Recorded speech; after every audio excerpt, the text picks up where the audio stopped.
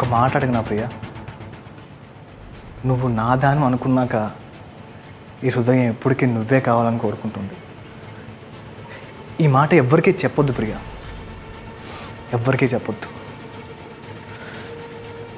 అసలు ఏమి ఆలోచన లేకుండానే, ఏమీ అనుకోకుండానే నేను నీ మసలైపోయాను. నీది నాదైనా ఒక మాట ఉంది.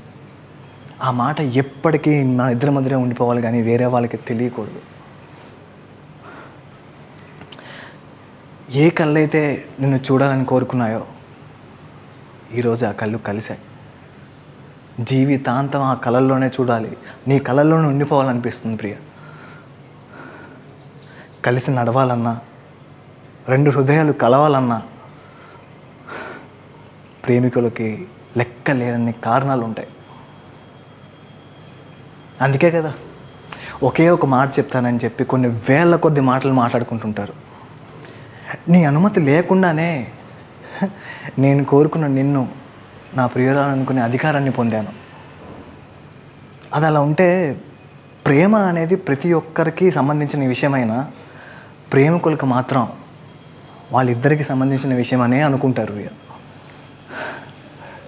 అందుకేనేమో వాళ్ళ ప్రేమ విషయం ఎవ్వరికీ తెలియకుండా వాళ్ళల్లోనే దాచుకుంటారు. ప్రేమ అనేది అందరికీ ప్రత్యేకమైనదే ప్రియ. ఇప్పుడు ప్రపంచం అంతా ఒకటే అయినా సరే ప్రపంచాన్ని చూసే దృక్కోణాలు వేరు. ప్రేమలు కూడా అంతే కదా మరి. అలానే నా ఈ ప్రత్యేకమైన ప్రేమను కూడా ఎవరికి తెలియకూడదనే భావన రావటం నిన్ను ప్రేమించిన నాకు అత్యంత సహజం.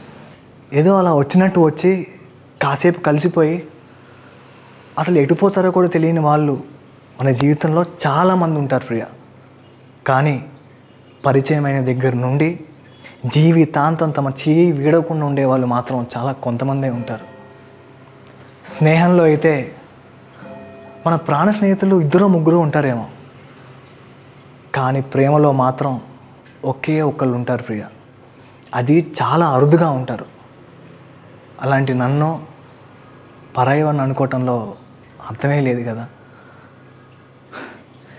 నీ జీవితంలోనే కాదు, నీ కళల్లో కూడా నేనే ఉంటాను ప్రియ. అందుకే నిండైన ప్రేమతో, నిలువెత్తు జ్ఞాపకాలతో నా మనసు నీతో నిశ్వాసం తీసుకుంది. నిన్ను పొంది జీవితాంతం నేను నా సొంతం చేసుకోవాలనుకుంటున్నాను ప్రియ. నన్ను మాత్రం పరాయిగా చూడకు.